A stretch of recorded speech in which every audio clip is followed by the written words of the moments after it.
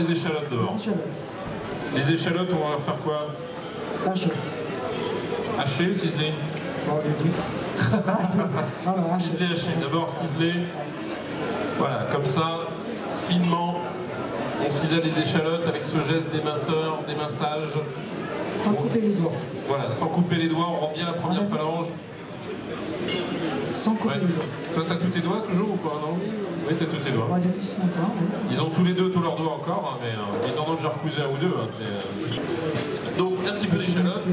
Ça, c'est dans le tartare. Qu'est-ce qu'on rajoute d'autre? Ciboulette. Ciboulette. Pareil. Ciselé. Ciselé. Oui, c'est le même geste.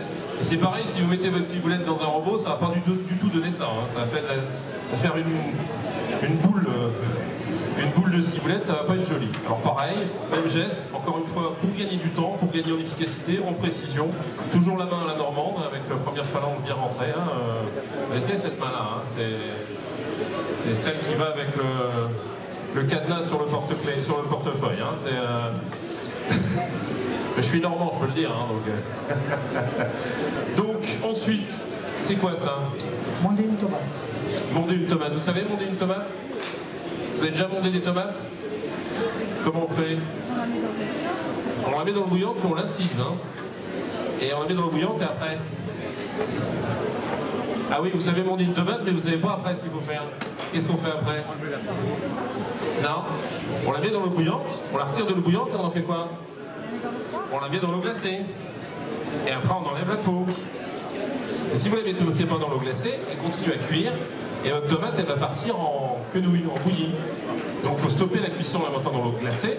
Après on enlève les pépins à l'intérieur, qu'on peut utiliser d'ailleurs, hein, même la peau. La peau, les pépins, on peut l'utiliser pour faire un bouillon, pour faire un potage. Même en déco. En déco aussi. Bravo. Toujours le même geste, on coupe en lamelles et après en petits cubes. Ça s'appelle comment les petits cubes? Brunoise, c'est bien, il y en a une qui suit, hein, bravo. Hein, donc, une petite brunoise de tomates, ça pour amener un petit peu de fraîcheur dans le tartare. C'est moi qui lui ai tout appris alors. Alors c'est bien d'avoir, ça va apporter de la couleur, ça va apporter de la fraîcheur. C'est bien que vous retrouviez dans votre tartare quelque chose qui va alléger un petit peu l'ensemble. Si vous mettez que de la viande et une sauce, c'est pas pareil. Donc vous avez l'échalote qui va apporter du peps, la ciboulette qui va apporter son goût bien agréable, la tomate, de la fraîcheur. Je vous donne la recette après aussi, hein. Ne vous inquiétez pas, parce que je vois madame qui note. Vous avez le droit de noter quand même. Qu'est-ce qu'on met d'autre, chef? La pomme. La pomme. Le roi de la pomme. Il a des actions chez Granny, à mon avis, parce qu'il a déjà utilisé de la pomme Granny tout à l'heure. Toujours pour apporter de la fraîcheur, du croquant. Ah, on va retrouver du croquant. Hein. Ce qui va être le cas aussi pour la noisette. Hein. C'est important dans un plat aussi, quand vous voulez créer des plats, on dit à chaque fois, on vous donne les recettes, ne suivez pas la recette. Mais il y a des bases en cuisine à suivre. On va avoir du moelleux, du croquant, un peu d'acide, un peu de sucré, un petit peu d'amer. On va retrouver un petit peu de sel aussi à l'intérieur pour être exhausteur de goût. L'échalote aussi, c'est une base intéressante à travailler en cuisine. C'est un vrai exhausteur de goût. Alors, tu as rajouté les noisettes? Les noisettes. Concassées. Tu t'es concassé les noisettes? Ça va? Ça va. Bon. Un petit peu de noisettes concassées. Ensuite, qu'est-ce qui reste maintenant? La viande. La viande. La célèbre viande de race normande pour faire ce tartare. Comment on va la couper? Comment on va la mettre en tartare d'ailleurs, cette viande? Voyez l'intérieur de la viande, elle n'est pas rouge. Elle est rouge foncée, elle n'est pas rouge vif. Il ne faut pas que la viande soit rouge vif. Ça veut dire qu'elle n'est pas maturée. Donc on va prendre les tranches.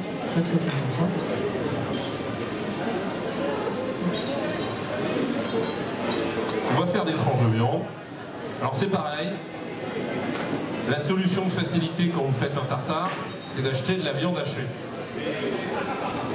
Sauf que quand vous êtes dans la solution de facilité, c'est d'acheter de la viande hachée. Pourquoi vous dites non? Il faut dire oui quand je dis quelque chose. Non, vous n'avez pas dégusté. Hein. Donc la solution de facilité, c'est d'acheter de la viande hachée. Pour faire un tartare, un bon tartare, c'est un tartare au couteau. Quand vous voyez tartare au couteau, c'est quoi?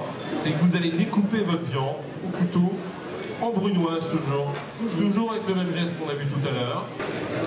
Alors ça prend un peu de temps, vous voyez, parce que ça glisse un peu la viande, mais il faut se mettre. Alors là, vous voyez, il va faire ça pour. Là, c'est pour 2 personnes, donc si vous faites pour 8 personnes, ça prend un peu de temps, mais vous êtes obligé. Ça, c'est pas pour 2 personnes non plus, hein, sinon vous êtes un grand amateur de viande. Mais...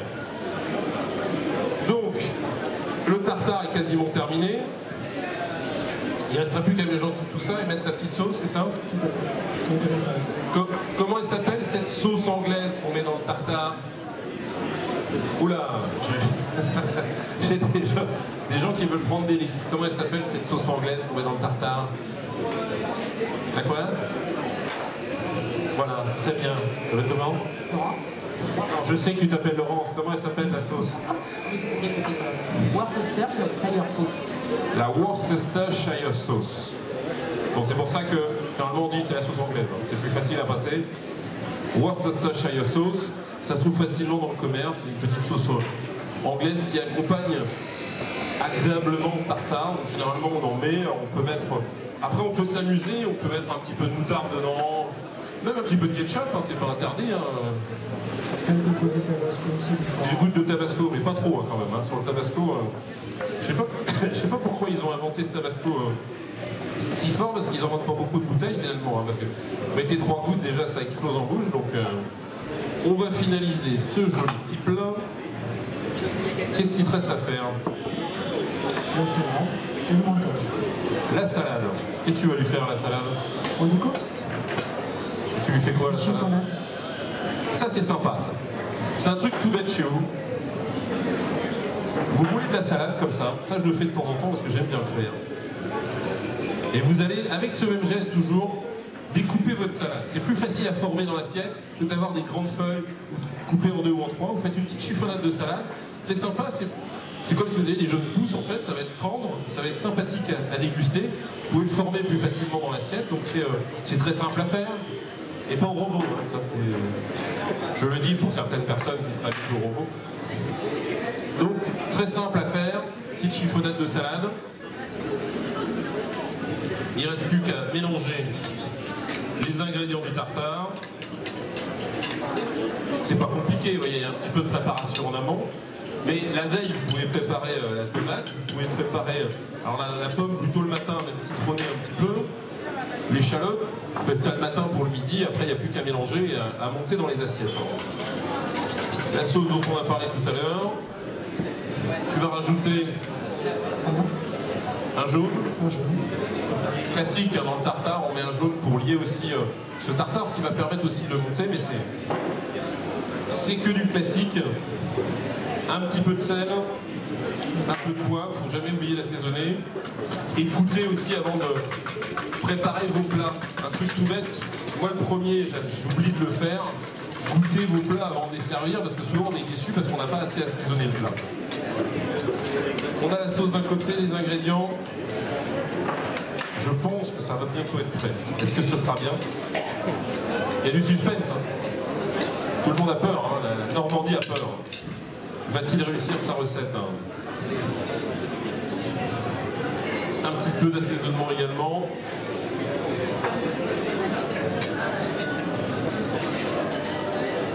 Et on rajoute la sauce au tartare. Il ne faut pas en mettre trop non plus, c'est ça, pour José? On peut mettre la sauce à côté là, dans l'assiette. On peut remettre un petit peu de sauce à côté. Il faut lier quand même l'ensemble de ce tartare. Et puis il faut bien assaisonner le tartare parce que il demande de toute façon à être relevé. Hein.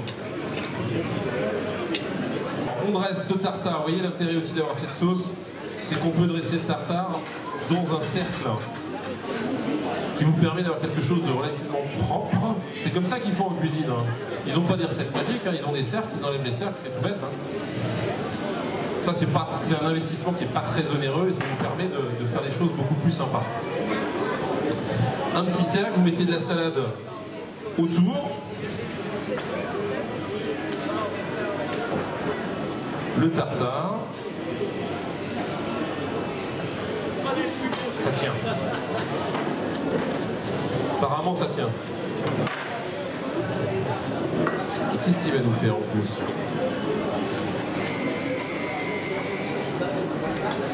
un petit morceau de pomme pour ramener du croquant.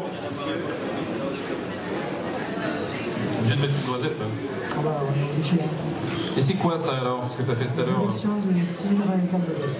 Voilà, réduction de cidre et calvados, c'est tout simple.